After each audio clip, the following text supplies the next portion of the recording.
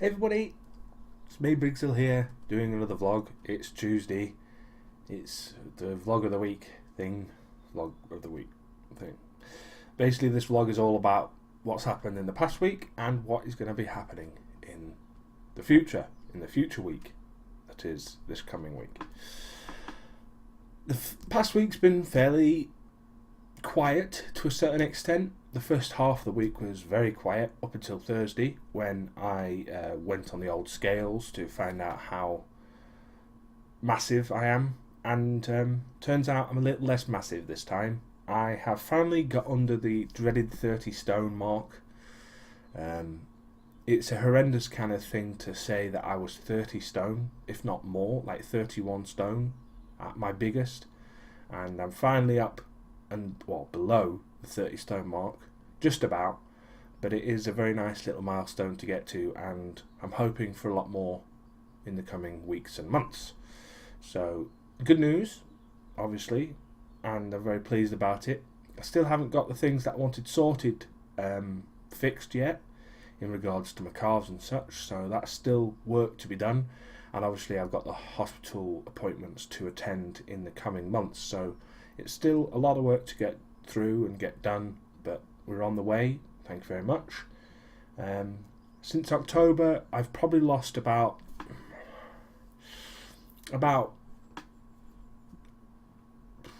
9 kilograms, something like that, which is about 18 pounds, maybe 20 pounds. So it's over a stone that I've lost since October. I'm going from October as being the first time I really had a personal trainer session, and also my first hospital appointment in regards to the bariatric stuff. So it's all good so far. Weight front, I've had ups and downs over the weeks and months. I've obviously told you about them, especially through February. So everything's going well. I'm still walking here and there. I walk to work twice a week. I do a walk on a Monday with a personal trainer. I've started walking on Wednesday and Saturday now, so the only real day that I'm not really doing anything is Sunday, because I do have another personal training session on a Friday as well, so that kind of counteracts not going for a walk. So I'm starting to push up the amount of walking that I'm doing. Compared to February, though, it's not nowhere near, but as long as I keep going with it, I don't really mind how far I go or how I do it. In regards to beard watch, some of you have obviously interested in the old beard. It's coming back very nicely. This side is fine. This side doesn't seem to want to grow properly, so it looks a bit odd, as you can see. Hoping this side comes through a little bit more. It's getting there. It's taking its time. It grew pretty quick, and then it stopped really noticing the growth. So regardless, that's how that is. My hair's looking a bit messy, really. It's a very warm day today. It has been for the last few days, so I'm not really that bothered so much these days about my hair. As long as it looks okay, then I'm happy with just doing what I'm doing. As for the week coming up, not much is on the cards as far as I'm aware. Obviously, another personal training session on Friday and the walks between then and that. The weekend, there's not much going on. I know it's starting to become Easter in the next couple of weeks, so that's going to be difficult when it comes to food and such, because obviously Easter you have chocolate eggs and all this sort of stuff. I've made a pact with myself to not actually have any chocolate eggs over the Easter period. It's going to be difficult, but I'm hoping to refrain from doing so. And that's really about it. There's not much going on with me personally over the next week. So next week's vlog's going to be even more interesting when I say that I haven't actually done anything the week that's gone. So yeah, that should be good. Anyway, in regards to playing games, the game front, what has been happening? Well, obviously I've been playing Diablo 3. You've seen some of the videos, or you may have seen some of the videos on my channel. I've finally, I think, got through the Diablo 3 bug. I'm on the other side now, which should be done, I'm hoping. I mean, I've done all the things that I've done Act 5, and I've done a lot of the adventure mode and a lot of rifts. And because I don't really play with anyone, I find it quite difficult to obviously go further and get legendaries and all that sort of stuff. I've got a couple of legendaries, but nothing spectacular. I've been playing a little bit of Crusader Kings 2. I've been playing a little bit of Counter-Strike Global Offensive, and I've started playing Age of Wonders 3. I'm hoping to get into that more over the next coming weeks, because Age of Wonders 3 looks like the type of game I really like. I'm hoping to do some form of recording with it in the next week or so, hopefully just giving you an idea of what the hell it's all about. There's one thing I do want to talk to you in regards to game front, so if you really don't give a shit about games and stuff, you should really have turned off like 2 minutes ago, but I saw on Steam that they're selling Galactic Civilizations 3.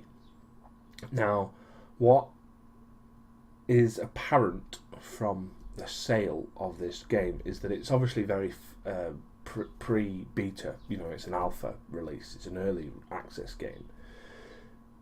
It's a bit like, I can't remember, Global Annihilation, I think it was, or some Steam games was being sold on Steam for like £100 or something weird. Whereas this game, Galactic Civilizations 3, is being sold for £76, and there's only one version available, the £76 version. Now, as far as I'm concerned, let me just get it up so I'm actually got this to hand.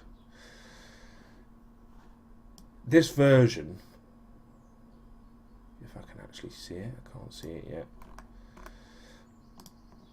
Come on. It's not in the top list anymore. I'm surprised it's not in the top list anymore. Well, I'm not surprised really, because it's expensive. Galactic Civilizations. I spelled that wrong because I'm an idiot. Galactic Civilizations. So, there's only one version of you to be able to buy it right now, and that is the Founders Elite Edition, which is £76 or whatever the equivalent is where you are. It's a very early access game. I'd call it an extremely early access game, because the actual amount of stuff that you can do in the game is actually really, really limited. You can create your civilization and you can explore the stars and stuff, but they've not released any of the diplomacy in the game. There's only one type of victory you can do, which is conquest. There's no ship designer, which is what you would find in Galactic Civilizations 2 and 1. And there's no single player campaign. It just seems like they've put this out too early, as far as I'm concerned. And they've put it out for £76. Now, what that gives you, though, is it does give you a lot of stuff. It gives you a lifetime subscription to any Galactic Civ 3 DLC or expansion packs. It allows you to create your legacy, which is suggest a star name and get special thanks credit. Suggest a star name. That doesn't say what most people are probably going to interpret it as saying. That doesn't say name a star. It says suggest a star name, which means that they've got full license to say no. Really. Founders Vault. Access exclusive art and music and more from the development team. Forum badge. Display with your account on the official Stardock forums. That is the elite founder and special perks.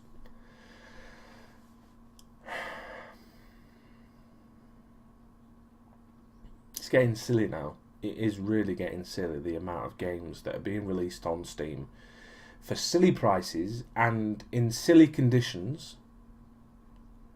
I'm just... there's nothing in this list that makes me want to buy the game, even though it looks really good.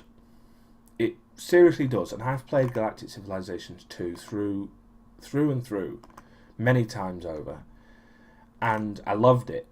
And this looks like it's going to be really, really good. There's no doubt it's going to be really good, but this sort of stuff, this Founders Elite Edition stuff, and the fact that it's come out so early, because it says it's not going to be released until next year, 2015 release. It doesn't even state a date when it's going to be released next year, which means that if people play it now and are really disappointed with it, they then have to wait over a year, or at least a year, for the game to actually come out and be released. So you spend 76 quid on this game and you play it for a little bit and you don't really like it, and then that's it. What happens when the game comes out later on and all this stuff becomes available and you still don't like it? You still... £76 is so much money when you're buying a game. I don't care what you get with it. And I mean, even the list of things you get is so small, it's not even funny. A forum badge display with your... I don't know anybody who visits forums when it comes to games unless they've got a problem with the game and they want to find out more information about how to fix that problem. I don't know, it just seems very silly.